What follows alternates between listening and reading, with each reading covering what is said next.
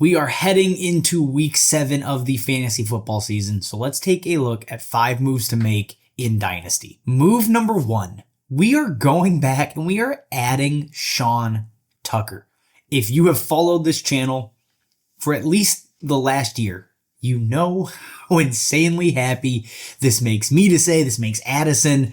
Look, Sean Tucker, 71% available after an abysmal rookie year, basically utterly irrelevant. Did not meet any of the expectations we had, which were probably too high for an undrafted rookie. But with Rachaad White out, Sean Tucker finally got a real opportunity to be the 1B in this offense. And let me be clear about that. He is the 1B.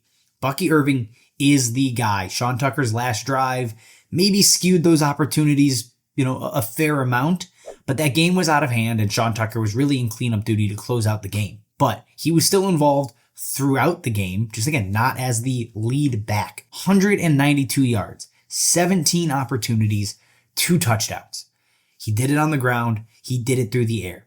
Sean Tucker looked the part of a player that we all expected him to be last season. Not the lead, unfortunately, because that's Bucky Irving. But now Sean Tucker, I think, has earned more opportunity. I don't know how long Rachaad White's going to be out. He may come back next week, and this could be an utterly irrelevant task. But he's flashed enough that he has to be on a roster because he's 1 snap away from being a workhorse running back. Move number 2, we are going out and adding Bub Means from the New Orleans Saints. And if you're sitting here thinking, who the hell is Bub Means? You're not alone.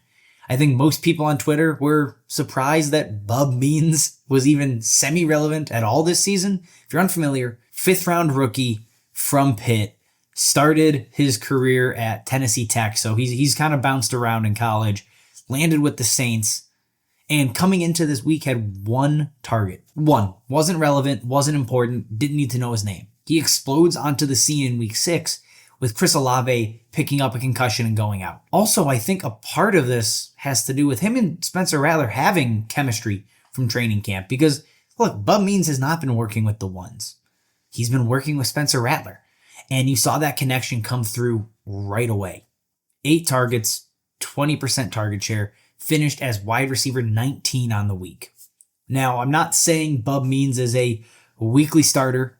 He is not a must-have player or you're going to be devastated, but he flashed in small opportunity, and that's helpful. That matters.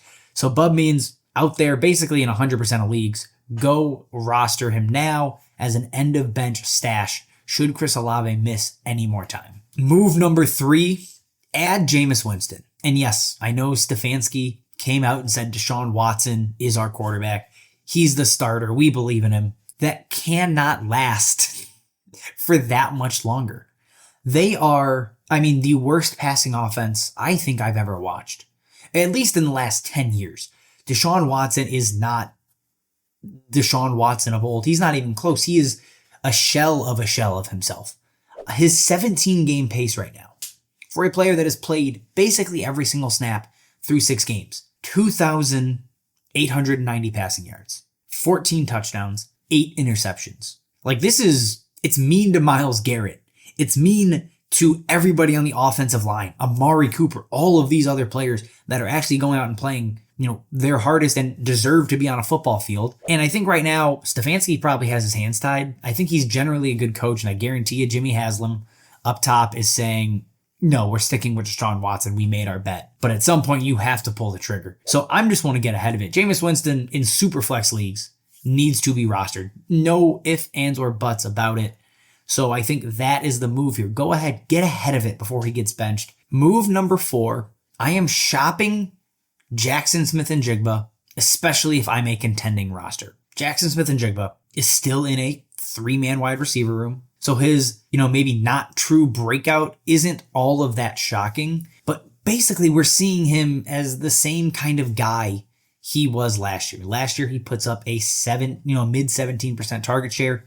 This year he's up to 19.5%. He's pulling in a 21% air yard share this season. He was below 20% last year, and I think that just has to do with the overall volume of the passing offense rising this season. He's putting up 12.5 points per game. What you're seeing right now is a medium volume wide receiver with a low average depth of target that isn't put in an opportunity to score a ton of fantasy points consistently. If I'm a contending roster, there are players out there that are more valuable, have higher ceilings, and are going to be cheaper. So I don't think you need to keep JSN because you're not getting a ceiling level output this season. Even as a rebuilder, if you wanted to pivot off of JSN, I don't think that's a bad idea because, look, there's still hype around him. People still really like JSN, but he hasn't given us the breakout we were hoping for. And yes, year 3, that could happen.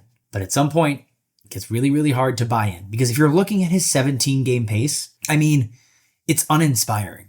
The great part is he's on pace for 139 targets. That's incredible. That's awesome. At the same time, he's on pace for 96 catches. Also great. And then he's on pace for under 900 yards still. It's just the role he plays, the routes he is running. And keep in mind, this is without Shane Waldron, who he clearly did not like last year. Like, if I'm a contender and I can go trade him for Chris Godwin, maybe got to attach a pick to JSN to get there, but Chris Godwin, Deontay Johnson, I've talked about those two a ton in several videos, but I keep coming back to those as really good win now trade targets.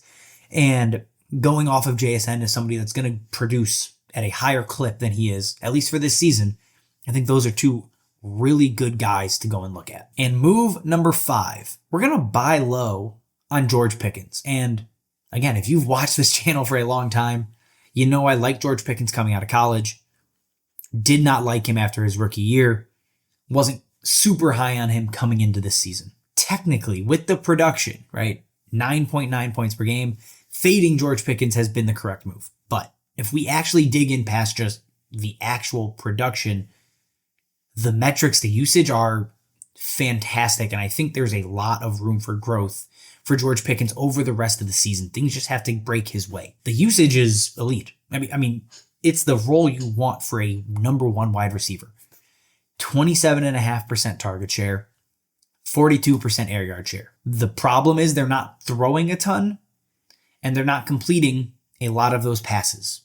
He should have had a touchdown just last week, but Justin Fields underthrew it by about 10 yards, and he had to make a sliding catch at the 5 on what should have been a walk-in touchdown. The expected fantasy points per game with his role this season, 15.8. Again, he is averaging under 10 points per game right now. I think the idea of having to pay like wide receiver 2 prices, that's gone because the production hasn't been there. You're 6 weeks in. He's been bad for fantasy straight up. So I think you can maybe, give up some productive veterans if he's sitting on a contending roster. If you want to give up a guy like Christian Kirk in a second for George Pickens, I like that deal. If you want to give up Lockett and maybe 2 more picks, I think that's good as well. This is not the end of George Pickens. This is not a bust season. The quarterback play has not been where it needs to be for him to be hyper productive. He's got the attitude issues. There's plenty of red flags here, but I'm going to go back to the usage. And I think that is, it's tantalizing, it's enticing, and it's worth taking a shot on if you don't need immediate production right now and you're not trying to go win a title.